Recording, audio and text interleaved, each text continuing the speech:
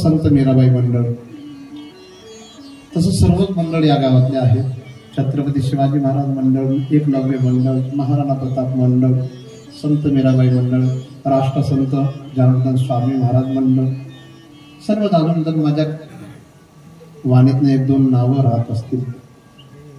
गुरुदेव वैकुंठवासी मोठे बाबा, गुरुदेव वैकुंठवासी नंदुसिंग बाबा, गुरुदेव वैकुंठवासी राष्ट्रसंत जनार्दन स्वामी महाराज, संत रविदासजी महाराज, संत चोखोबाजी महाराज, या सर्व महापुरुषांचे, महान आत्म्यांचे आशीर्वाद, कृपा.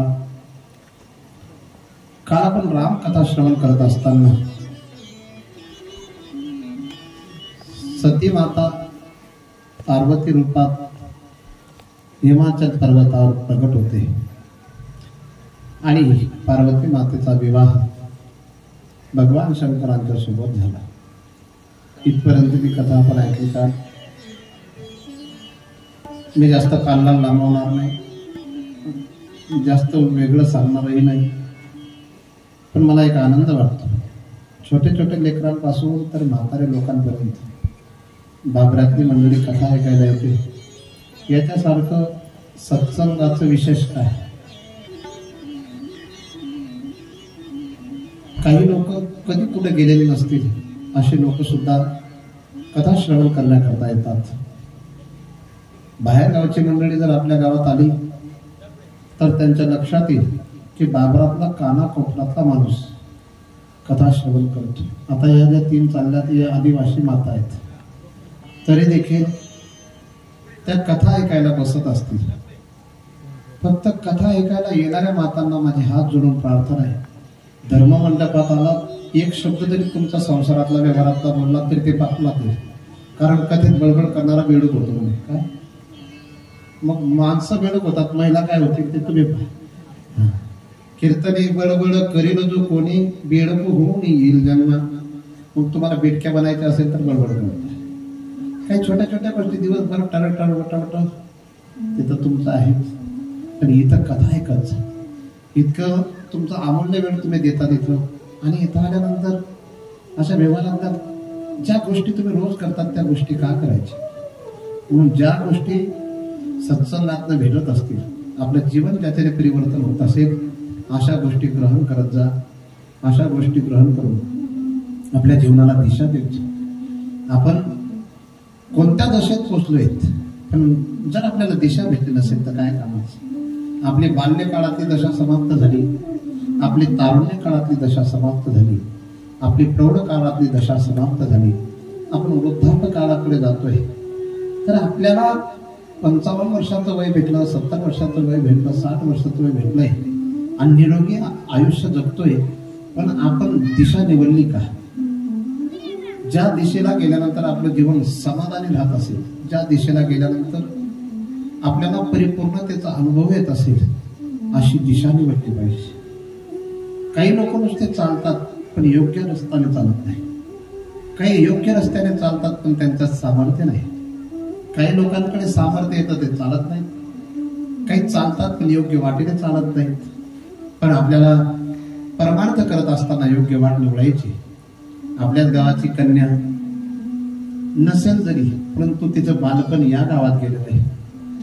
अशी मुंबईवरून एक कन्या आलेली आणि तिचं छोटंसं लेकरू जे आता 11वी कक्षेत प्रवेश केला त्याने, आणि त्या छोट्याशा लेकराच्या मंजूळ शब्दांमध्ये आणि त्या छोट्याशा लेकराच्या साध्याकडे बघितल्यानंतर कधीतरी आपण 50, 45, 40 वर्षाचं आयुष्य जगतोय, पण त्या आयुष्यापेक्षा त्या गोंडस आयुष्याला पाहत असताना कुठेतरी हेवा वाटत होता की आपण किती भाग्यवान आहेत. रामकृष्ण परमहंस यांना विवेकानंद भेटल्यानंतर विवेकानंदांना तर आनंद झालाच, पण रामकृष्ण परमहंस म्हटले, मी बऱ्याच वर्षापासून तुझी वाट पाहत होतो. तुला वाटत असेल तू मला भेटला किंवा तुला मी भेटलो म्हणून तुझं भाग्य आहे, पण तुझ्यासारखा विद्यार्थी, तुझ्यासारखा शिष्य मला भेटला हे माझं भाग्य आहे. आणि म्हणून ते छोटंसं लेकरू त्याने आज तुळशी माळा टाकली.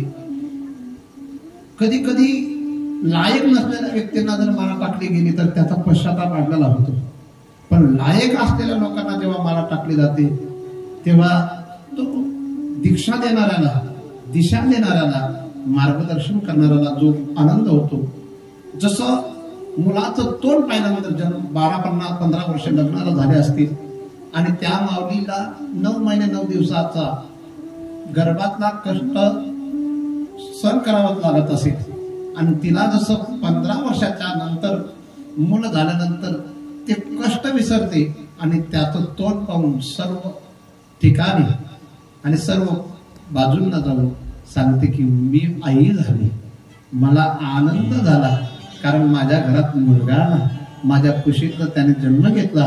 तसे लायक लोक जेव्हा आपल्याला जीवनात लाभतात ना, तेव्हा मुलगा होण्याचा आनंद लाभत असतो. आणि म्हणून मला त्या लेकराने माळा टाकल्यावर खूप आनंद झाला. ते लेकरू कुठे असेल, कुठं बसले ते मला दिसत नाही, पण त्याने उभं राहून त्याने आपला चेहरा दाखवावा आणि बाबड्या मी माळा टाकली होती, तिकडेही पहा बेटा, तिकडेही पहा. आणि तो असा ग्रामीण भागातला नाही, जे शहर अगदी धावपळीचं शहर आहे. आमचे संजू साहेब सुद्धा या ठिकाणी आलेले दिसत आहेत. हा आहेत ना ते चष्मावाले, ते दिसत आहेत मला. हा पण तुम्ही आमच्या जातीत येणार नाहीत ही मला गॅरंटी आहे. काय बाई, काय पोर, काय बांधर,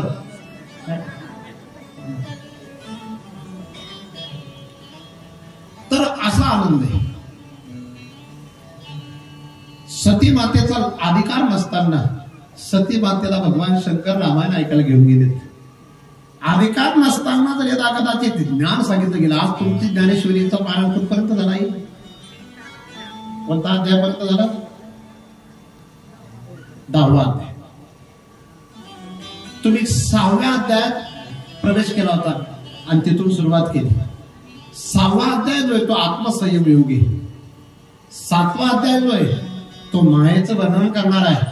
आणि 8व्या अध्यायामध्ये काय सुंदर प्रश्न केलेत. आपल्या जीवनातले सर्व प्रश्न तेच आहेत. किम तद्ब्रह्म किम अध्यात्मम किम कर्म पुरुषोत्तम अधिभूतं च किम प्रोक्तम अधिदैवम किमुच्यते. काय सुंदर प्रश्न आहेत. आणि 9व्या अध्यायात स्पष्टपणे भगवान श्रीकृष्ण अर्जुनाला सांगतायत, हे जे मी तुला ज्ञान सांगतोय हे गुह्य ज्ञान आहे.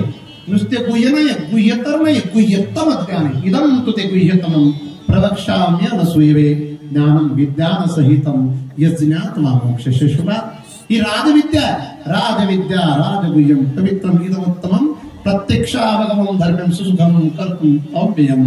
परंतु ही राजविद्या मूर्ख लोकांना सांगायची नसते. अश्रद्धाना पुरुषा धर्मस्यास्य परंतप अप्राप्य मां निवर्तन्ते मृत्यू संसार वर्त्मनि. म्हणून कधीतरी या आमच्या देवाच्या मैदानाची मंडळी दिसते की नाही? हा का टेलर झाले, लोक झाले फक्त, बाकी गाडी घेऊन कुठली मंडळी आली? कुठली मंडळी? कुंजारच्या मंडळीचं आपण टाळ्या वाजवून स्वागत करूया. देवाच्या वेल्हाण्याच्या मंडळीचं सुद्धा आपण टाळ्या वाजवून स्वागत करूया. आणि तुम्ही तुमच्या गावचीच मंडळी त्यांच्याकडून आरती करून घेतात, पण असे 15-20 ताटात तुम्ही बाहेरून आणले पाहिजेत. आणि अशी बाहेरून येणाऱ्या मंडळीला सुद्धा आरती करायला लावत जा, जेणेकरून त्यांनाही आनंद भेटेल. ते आपण बाबराला कथा श्रवण करायला गेलो होतो आपल्याला बाबऱ्याच्या लोकांनी आरती करायला लागली. म्हणून जमलं तर ते एक झाला का 3-3 लाईनीत उभे राहत झालं. एवढे साडी बरं ते कथा देखील आहेत.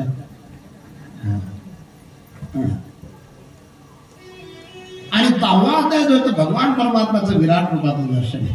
विभूती योग आहे. कोणता योग आहे? विभूती योग आहे. मी कुठे कुठे काय काय आहे, मी कोण कोण आहे. आता नरेंद्र मोदींना तुम्ही एक माणूस म्हणत असणार, पण भारताचा राजा भगवान श्रीकृष्ण म्हणतात राजा माझी विभूती आहे. काय? राजा माझी विभूती आहे. म्हणून राजा जर भगवंताची विभूती असेल तर भारताचा राजा कोण आहे? नरेंद्र मोदी. मग भगवंताचं रूप येते.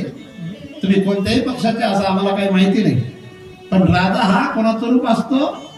भगवंत. मनमोहन सिंग का असे ना, ते सुद्धा कोणाचं रूप होते? आणि राजा जो आहे, राजा त्याच्या आजूबाजूला असलेलं मंत्रालय जे, त्या मंत्रालयातले मंत्री थोडेसे विचित्र असू शकतात, पण राजा प्रामाणिकच असतो. असं सिक्रेट सांगितलं जातं महाराज, जे नवीन पंतप्रधान बनत असतात त्यांना मागचे 10 वर्षे 5 वर्षे जे पंतप्रधान असतात ते पूर्णपणे त्यांच्याकडे ते सिक्रेट असतं आणि ते दुसऱ्या पंतप्रधानाला सांगत असतात. बरं का बहिणी. इतकं सांगेलवर मी बेडक्या व्हायच्यात का तुम्ही? तर तुम्हाला बेडक्या व्हायचं असेल तर तुम्ही बोलत जा, आणि पुढे बसून जर बोलत असतात तर मी शाप देऊन टाकेन. बोलायचं काहीच नाही. फार किती लांबून आल्यात. वा वा वा. थोडं पुरुष वर्गाने मार्गे सरकून थोडा त्यांना जागा दिली चालेल का? श्रीराम जय राम जय जय राम. श्रीराम जय राम जय जय राम. श्रीराम जय राम जय जय राम. श्रीराम जय राम जय जय राम.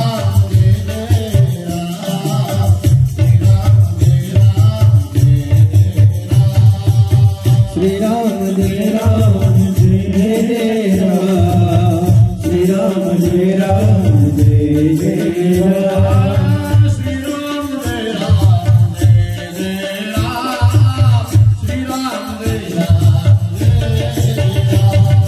श्रीराम जय राम जय राम. श्रीराम जय राम जय राम. जय राम. ओ श्रीराम जय राम जय जय राम. श्रीराम जय राम जय जय राम. अधिकार नसलेल्या व्यक्तींना कधी कधी काही गोष्टी सांगू नये. मग तो सक्का मुलगा का असेल, मुलगी का असेल, त्यांचा अधिकार जोपर्यंत सिद्ध होतोय तोपर्यंत काही गोष्टी सांगू नये. शास्त्र सांगतं भगवान श्रीकृष्ण अर्जुनाच्या संततीत 90 वर्ष होते महाराज. किती? भगवान श्रीकृष्ण 125 वर्ष मृत्यू लोकात राहिलेत. किती? त्याच्यात 14 वर्षाचा काळ त्यांचा मथुरेत गेलाय, 11 वर्ष 52 दिवसाचा काळ त्यांचा गोकुळात गेलाय, आणि 100 वर्षाचा काळ 2 ठिकाणी गेला, हस्तिनापूर आणि द्वारका. असे 125 वर्ष भगवान कृष्ण राहिलेत मृत्यू लोकात. किती? पण त्यांनी अर्जुनाला सुद्धा रणक्षेत्रातच सांगितलं. म्हणून लायक नसलेल्या लोकांना जे सिक्रेट असतं ते सांगूच नाही. लग्नात त्यांना गप्पांमध्ये थोडस अडकून ठेवावं, परंतु योग्य त्या व्यक्तीला योग्य त्या समय योग्य त्या अवस्थेत सांगावं. भगवान शंकरांनी सतीला रामायण ऐकायला घेऊन जाऊ, पण सती त्या काळात अभिमानाने युक्त असल्या कारणाने अभिमानामुळे सतीला रामायण समजलं नाही. माणसाला ज्ञान का बचवता येत नाही, माणसाचं ज्ञान लोकांना का आवडत नाही किंवा माणसाकडे ज्ञान का टिकत नाही, त्याचं मागचं कारण त्याच्याजवळ अहंकार असतो. मी काय सांगेल माझ्या बाबरेकरांना, मी अधिकारवाणीने सांगेल. मी जास्त करून अधिकार दाखवत नाही, पण मी माझ्या अधिकारवाणीने सांगेल, जर तुम्हाला ज्ञान टिकवायचं असेल, तुम्हाला भजन टिकवायचं असेल, तुम्हाला भक्ती टिकवायची असेल, तर अभिमानापासून दूर जावं लागेल. आम्ही कायम सांगत असतो, मत कर तू अभिमान रे बंदे, झूठी तेरी शान रे, मत कर तू अभिमान, मत कर तू झूठी तेरी शान रे मत कर तू अभिमान तेरे जैसे लाखों आए तेरे लाखों आए लाखों इस माटी में खाए लाखों इस माटी में नाम निशान रे बंदे मत कर तू अभिमान मत कर तू अभिमान रे बंदे झूठी तेरी शान रे मत कर तू अभिमान मत कर तू अभिमान रे बंदे झूठी तेरी शान रे मत कर तू अभिमान मी गेल्या वर्षी इथं आलो होतो एकही व्यक्ती माझ्या नातेवाईक नव्हती होती काय मी कोणता तुमच्याकडे काय घेऊन आलो होतो बरं मी तुमच्याकडे ज्ञानही घेऊन आलो होतो आणि त्या ज्ञानाच्या सोबत प्रेमाचा सुगंध घेऊन आलो होतो जर मी तर तुमच्या अहंकाराला टक्कर दिली असती तर तुम्ही माझ्याशी जुळले असते ना अहंकाराला अहंकार कधीच तोडू शकत नाही अहंकाराला तोडायचं असेल तर प्रेम पाहिजे काय आणि मी काय सांगतो जो प्रेम गले में आया नहीं जो प्रेम गले में आया नहीं प्रियतम का ठिकाना क्या जाने जिसने कभी प्रेम किया ही नहीं जिसने कभी प्रेम किया ही नहीं वो प्रेम निभाना क्या जाने जो प्रेम गले में जो प्रेमा गली में आया नहीं प्रियतम का ठिकाना क्या जाने जिसने कभी प्रेम किया ही नहीं जिसने कभी प्रेम किया ही नहीं वो प्रेम निभाना क्या जाने काही लोक खूप विद्वान असतात पण भेद करतात जो भेद पड़े और भेद करे मन में नई निर्मलता आई मीरा है दीवानी मोहन की मीरा है दीवानी मोहन की संसार दीवाना क्या जाने रे जो प्रेम गले में जो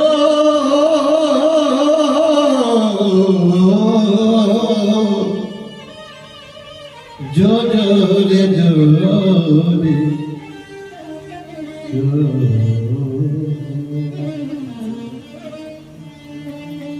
आधी इथला मधारमा अभिमन्युगत पशी गई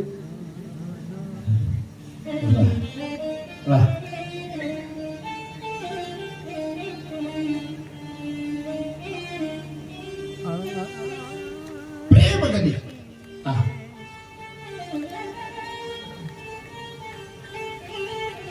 अभिमान ज्ञानाच्या जवळ टिकू शकत नाही अभिमान प्रेमाच्या जवळ टिकू शकत नाही पण अभिमानासहित असलेलं ज्ञान माणसाला कधीच भगवंतावर प्रेम करून देऊ शकत नाही आणि म्हणून सती मातेचा अभिमान सती मातेचा अभिमान पहा तुम्ही सुद्धा कथा ऐकायला येतात पण मला तुम्हाला पण सुद्धा राग येतो कारण तुम्ही सुद्धा अभिमान सोबत घेऊन कथा ऐकतात खरंच तुम्हाला माझा राग आला तरी चालेल अजून 5 दिवस बाकी आहेत पण तुम्ही अभिमानी खूप आहे मी तुमच्यावर आरोप करतोय असं नाही पण तुम्ही खरंच अभिमानी आहात तुम्ही कडक टोप्या घाला पण अभिमानी राहू नका तुम्ही कडक शब्दात बोला पण अभिमानी राहू नका रावणाकडे जेवढं होतं तेवढं तुमच्याकडे नाही हो.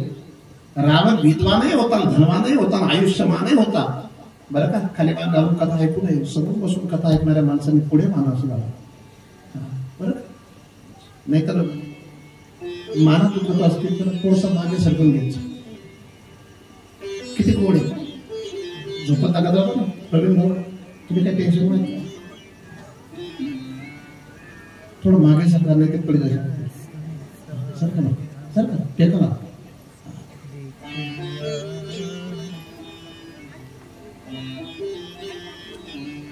प्रेम सती मातेच्या कडे ज्ञान आहे, पण प्रेमाचा अभाव आहे. आणि म्हणून अभिमान किती घातक आहे पहा. नवरा सुद्धा अभिमानामुळे जाऊ शकतो आणि पत्नी सुद्धा अभिमानामुळे जाऊ शकते. समाज जर जोडायचा असेल तर त्याला प्रेमाची गरज आहे. आणि समाज तोडणं सहज आहे हो. ज्याला समाज तोडायचा आहे त्याच्याकडे क्रोध आणि अभिमान पाहिजे, बस समाज तुटला. समाज जोडण्यासाठी लाख प्रयत्न करावे लागतात. समाज तोडायला फक्त 2 शस्त्र लागतात. कोणते? क्रोध आणि अभिमान. म्हणून तुटणं वेगळे, तोडणं वेगळे, तुटलेलं अनुभवाला येणं वेगळे, पण जी माणसं जोडतात ना ती माणसं काही वेगळी नाही. म्हणून तोडता तर कोणालाही. घर किसी का जलाना कठिन है क्या, ज्ञान दीपक जलाना बड़ी बात. खाली मान जरी घातलं तरी चालते बरं. झोपले झोपा लागत असते. तुम्ही झोपत होता बरं का. हा, गायत्रीच्या बाजूला बसलेले माणूस झोपत होता. कोहलाय तो मालवीर आहे. कोशिशें कोई लाख कितनी भी करे, किंतु सद्गुरु बिना बात बनती नहीं. वाह.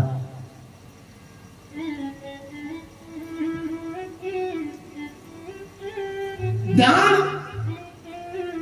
प्रेमासहित गोड.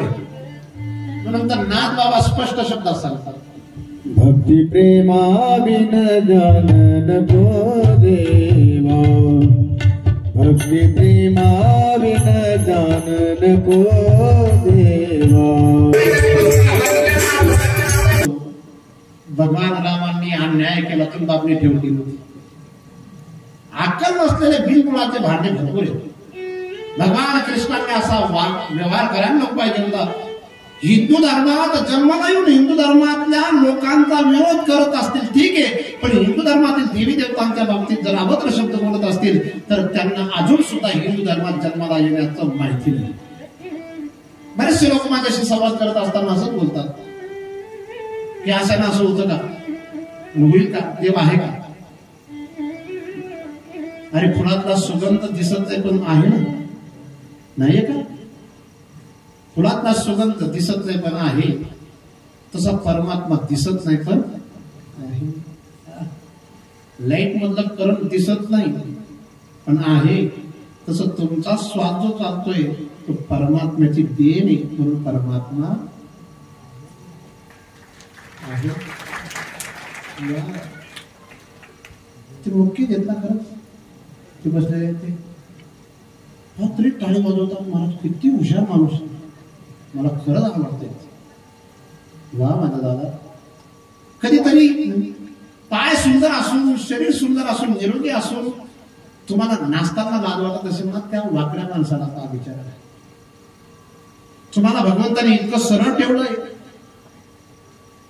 इतकं व्यवस्थित ठेवलेलं आहे, तरी तुम्हाला लाजा वाटतात. राग येतोय का माझा बोलण्याचा? यायला पाहिजे. हा, कोण बोलतोय? मला ऐकायला येतं.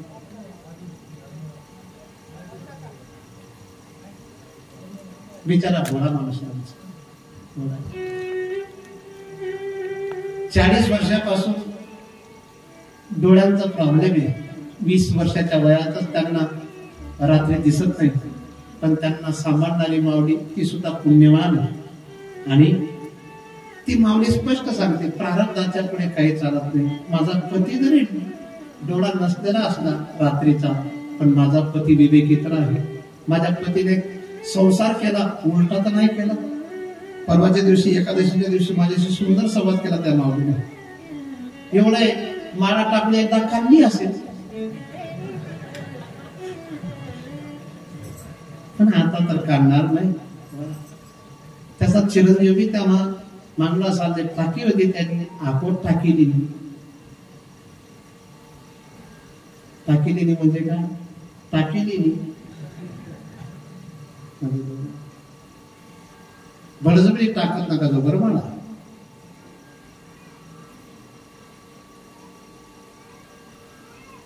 तुमच्या माझ्यासाठी परमात्म्याने काय सुंदर व्यवस्था केली. काय तुम्ही विभागले महाराज, काय सुंदर वृक्ष. तुम्ही काश्मीरला जा, तुम्ही सिक्कीमला जा. मी मागच्या वर्षी सिक्कीम शहर निवडलेलो होतो खरंच सांगतो, पण कारण नसताना ते दिल्लीकडे चालला गेलो. किती सुंदर सुंदर परमात्म्याने वृक्ष निर्माण केले. परमात्म्याने किती सुंदर सुंदर जगातील लोकांना रूप दिले. किती सुंदर माझा परमात्मा आहे. त्याने तुम्हाला मला प्रसन्न ठेवण्यासाठी किती सुंदर वस्तू दिल्या आहेत. आम्ही सीताफळ खातो पण त्याच्यातल्या गोडीचा अनुभव घेत नाही. ही गोडी कोणी दिली असेल, कुठून आली असेल ती साखर, कोणत्या साखर कारखान्यात आली असेल. आम्ही रामफळ खातो, आम्ही सफरचंद खातो, आम्ही बोरं खातो, आम्ही पेरू खातो. त्याच्यातला आंबटपणामध्ये असलेला गोडवा, द्राक्ष आम्ही खातो. आम्ही आईच्या पोटात असताना तो आमची किती सुंदर व्यवस्था करतो. पाहा तुम्ही, आईच्या पोटात एक भाकर सुद्धा तिला सहन होत नाही. जर 1.25 भाकर खाते तिचं पोट दुखते, आणि तीच नाही 1.25 किलोचा गोळा सांभाळते आणि 1.25 भाकर सुद्धा खाते. असा परमात्मा. पण त्याला असं वाटतं मी निर्गुण असताना या लोकांची तर व्यवस्था करतो, पण या लोकांच्या मध्ये सगुण बनून झालो. हे लोक माझ्यावर प्रेम करतील की नाही. लक्षात ठेवा, माणसं असे विचित्र आहेत.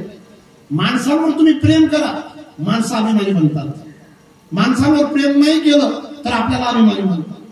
जास्त प्रेम करावं तर हट्ट अहंकार त्यांचा दिसतो, आणि कमी प्रेम करावं तर आपल्याला हट्टी आणि अहंकारी म्हणतात.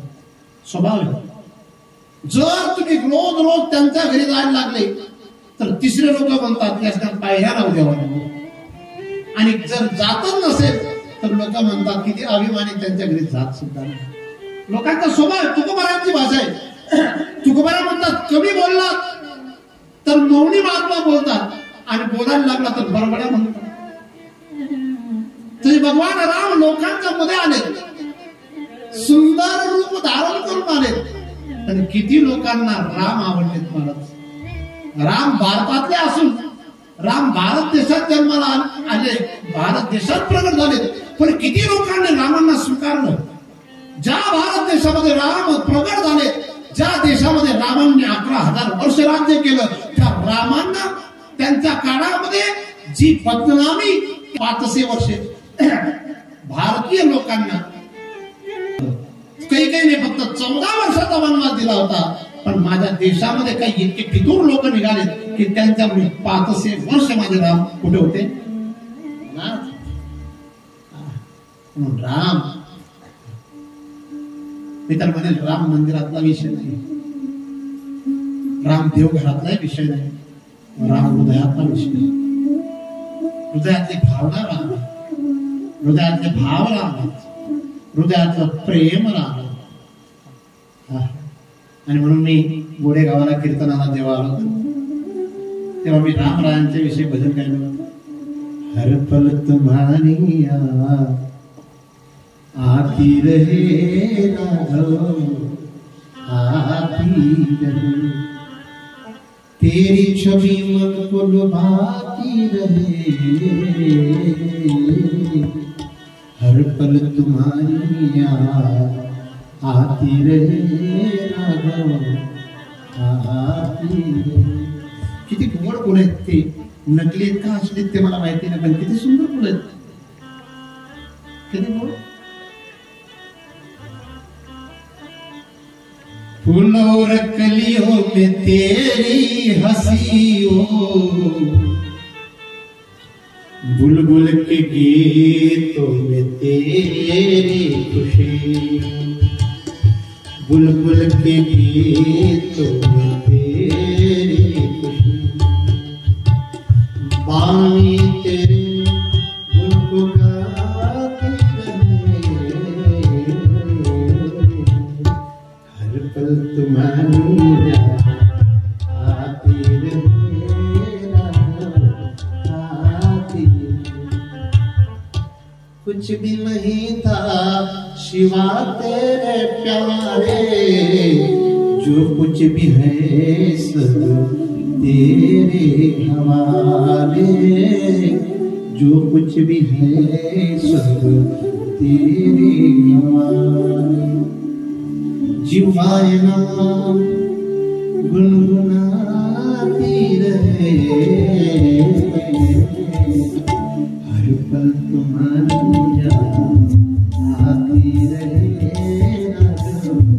आती रहे। इतका गोड राम आहे, पण राम समजणं कठीण. राम जटिल आहे समजण्यासाठी. जर भाव असेल तर राम सरळ आहे, पण रामांच्या विषयी तर्क असेल तर राम जटिल आहे. तुम्ही कालची कथा ऐकली, सती मातेला राम समजले नाही तर तुम्हाला काय समजते? राम भगवान शंकरांना समजले पण सतीला समजलं नाही, म्हणून पार्वती रूपात सती माता म्हणते, बिनु पद चलई सुनई बिनुका. आणि मी हे तुम्हाला का विचारते? मला कळत नाही, मी स्पष्टपणे स्वीकारलं नाही. लक्षात ठेवा, मला कळत नाही हे कळत नसेल ना ते चांगलं आहे, पण मला कळत. पूछो सुरराया रघुपति कथा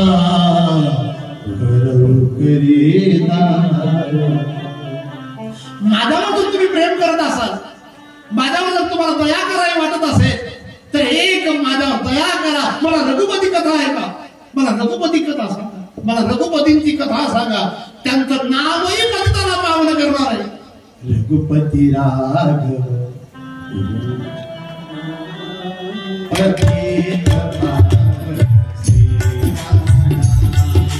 रघुपति राघव राजा राम सतीश पावन सीता राम.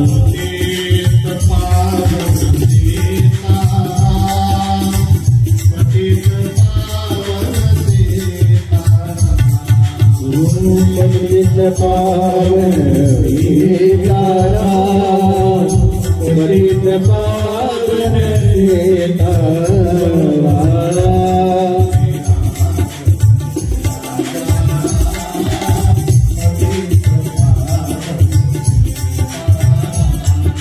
रघुपति राघव राजा राम, पतित पावन सीता राम.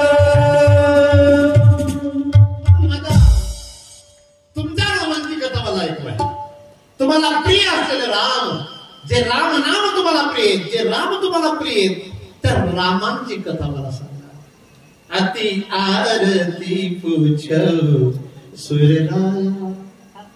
आज या बिंदूच्या जवळ पिलते कथा, रघुपती कथा कहू करी. तुम्हाला